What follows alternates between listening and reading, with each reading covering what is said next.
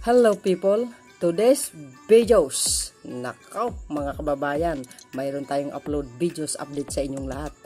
Kung nakikita nyo guys yung nakikita ko, nakaw, talagang sinupulpal po ni Philippine Coast Guard Commodore TORIELLA dyan po sa 15 South at China International Conference. Diyan ginanap po sa Vietnam. Dito po guys na sinabi po ng dating retired 4-star general ng China, barbaric daw tayo. Wow, binaliktad pa talaga ha. Pero guys, ito po yung sagot ni Commodore TORIELLA kung paano niya guys sinupalpal itong bansang Chinggos na ito. Talaga namang for sure guys ha, pahiya sila dito ha. Buong mundo ito ha, parang ganun din yung ginawa ni Pangulong Marcos Jr. dyan sa Asian Summit guys ha, na sa Indonesia ba yan, yung intervention speech na nakaharap yung Prime Minister ng China, talaga naman nakanganga. Ganun dito guys ha, pakinggan nyo ito kung paano niya sinupalpal, harap-harapan, international ito, global ito mga kababayan.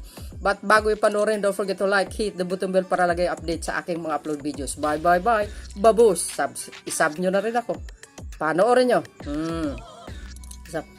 Yes, thank you for your very interesting questions. For me to respond to the first question, I think there's really, that's true. I agree with you. There are different variations of Coast Guard vessels that belong to various inventories, whether in the Philippines, Vietnam, Indonesia, and Malaysia. So, to the question, is there really a need now for us to have at least an agreed setting of defining what will be the armaments, what will be the characteristic of the vessel? That would be a great idea, but let me first stress out, based on my presentation, that the regional coast guards among Southeast Asian countries, we have this something like agreed regional norm that our coast guards are not really intended for us to have a much more bigger vessels or much more powerful naval armament, just like with the Navy. We all agree that the traditional Coast Guard functions, particularly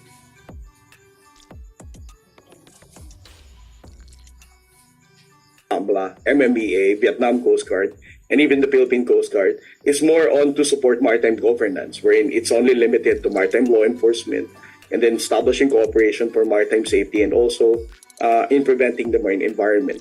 Protecting the marine environment and enforcing maritime laws. Now, for the second question, will there be an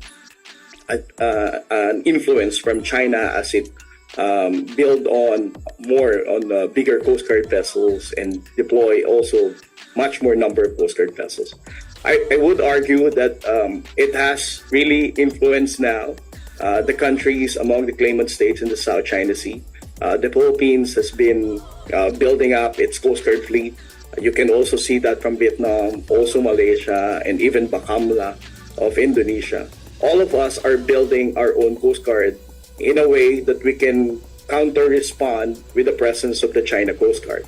But to that, related also to the third question, will the increased number of Coast Guard vessels will eventually trigger a much more bigger armed conflict?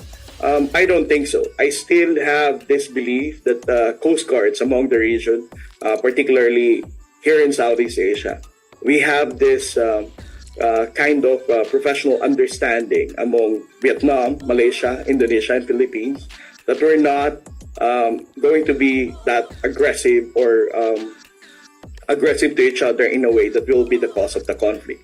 We can see that from how Malaysian Coast Guard, Vietnam Coast Guard, and even Philippine Coast Guard passes through each other in the South China Sea. We don't provoke each other. We have our own respect in those territories that we are currently occupying, that we are all patrolling.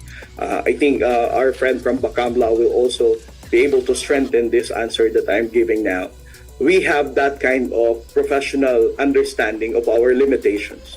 And also to add, as I said with my presentation, it's only China who bullies each other of us in the among the claimant states.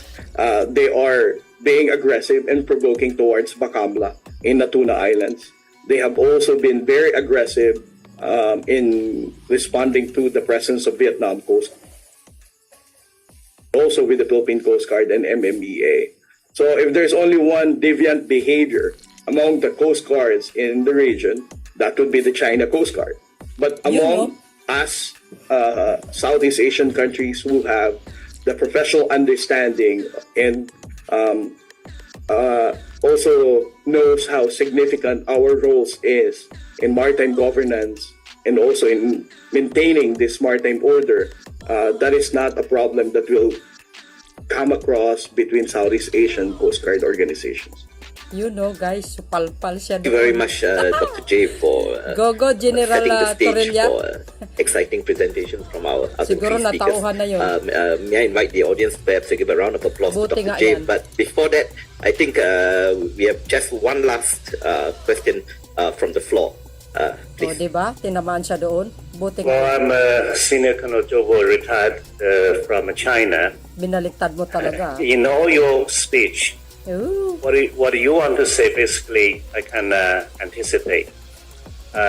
It's not a surprise to me, but it is surprising to me to see how you portray China as a devil in the region, while yourself look almost like an angel.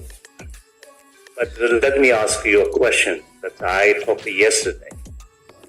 In 2000 and 2013, Filipino Coast Guard killed Chinese fishermen from Hainan Island and from Taiwan. Why were you so barbaric to kill Chinese fishermen? And why a country that is never stronger militarily than China would behave so barbarically against the innocent Chinese fishermen? And is it because that you believe that these fishermen are so innocent, so can do anything against them? And is it because the Chinese policy towards you at that time was so tolerant that we did nothing against you, so you could do that? So is it something that China should reflect to extend that we have to increase our presence with a stronger Coast Guard?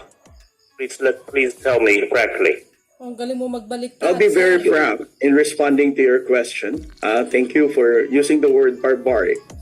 Coast Guards in the region, not just the Philippine Coast Guard, is not a barbaric. You were mentioning about the shooting incident in Taiwan in 2013 and also a maritime incident that happened between the Philippine Navy and Vietnam.